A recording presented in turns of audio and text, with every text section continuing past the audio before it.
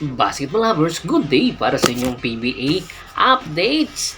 Update tayo sa katatapos lang ng Gilas Pilipinas or FIBA World Cup Asian Qualifiers na kung saan naglaro ang Gilas Pilipinas kontra sa India sa score na 79-63. Nanalo nga po ang Gilas Pilipinas at sa susunod na linggo ay posible madagdagan pa ang lineup ng Gilas Pilipinas. Samantala, update tayo sa PBA standing. Nangunguna pa rin po ang SMB sa kartadang 6-1. Sinundan nga ito ng Barangay Ginebra San Miguel sa kartadang 5-1.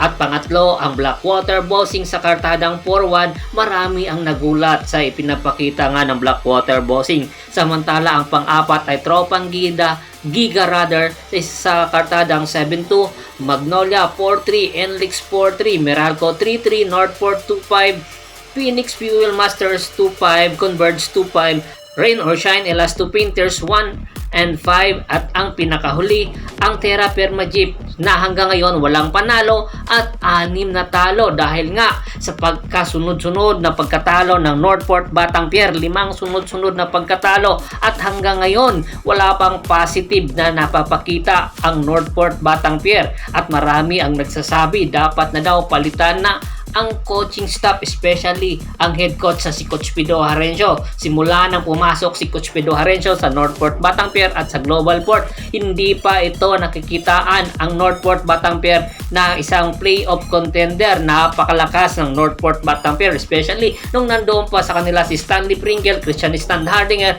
at Greg Slaughter. Nasaan na ang Northport at tila yata kangkungan na naman ang magiging punto ng Northport Batangpier. Panahon na para daw magbago na naman ang Northport Batangpier, lalong-lalo na ngayon si Robert Bolick injury. Kinakailangan para makabangon ang Northport Batangpier. Panahon na para pindutin ang panic button at ayon nga mismo sa isang report, posible kunin na ng Barangay Ginebra rather ng SMB si Robert Bolick Jr. anytime kung magkakasundo ang bawat kampo at posible ang magiging kapalit na Robert Jr. o Robert Bolick Jr. ang big man ng SMB na si Rodney Bronjal. Kinakailangan kasi ngayon ng Northport Batangpier ng isang legitimate na big man.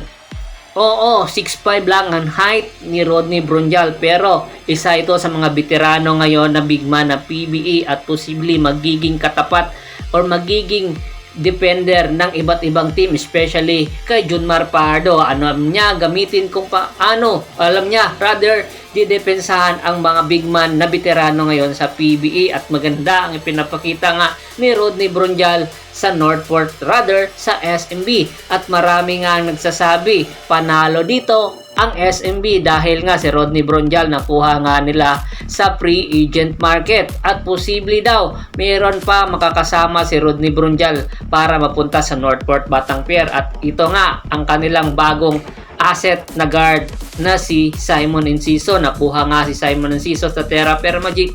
Sa Terra Perma Jeep rather kapalit nga si Alex Cabagnot at simula noon hindi pa ito nabibigyan ng playing time dahil nga sa pagka-injury ni Chris Ross.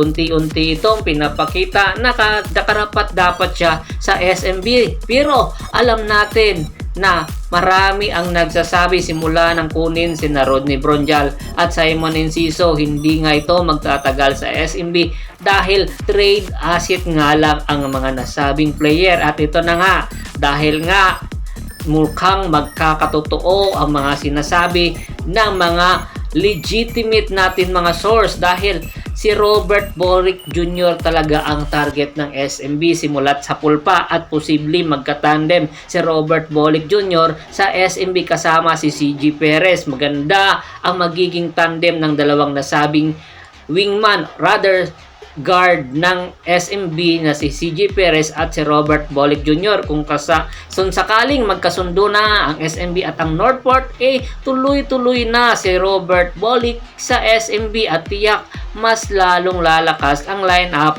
ni Coach Leo Austria. Samantala ang Northport Batangpier titingnan pa kung anong magagawa ni Simon Enciso at ni Rodney Bronjal para nga may salba ang Northport Batangpier sa kasulukuyang All Filipino Cup at posible daw baka dagdagan pa ito ng SMB parang future round picks pa ang idadagdag para masabi lang na patas ang trade transaction. At bago nga natin tapusin ang ating kwentuhan, shoutout muna tayo sa ating mga followers at subscribers kay Sir Domingo Ubuob, Joshua Giray sa Giray Family, Espejo Family, Rosales Family ng Tondo, Manila, Noel de la Cruz, Domingo Felip, Ramsod Angkako ng Cebu City, Jerome Sideño, Kindos Lucanyas, Kindo Dumagoso, Ronald Bersubidad, Katsakino Dokosin ng Hagunoy, Bulacan, Ricky Lanza ng Ricky Rider TV, Ronald Gato, Mr. Julius Roche, marami pong salamat sa walang sawa niyong pagsuporta. Once again, this is Percival Monteron at your service. Don't forget to subscribe my sports channel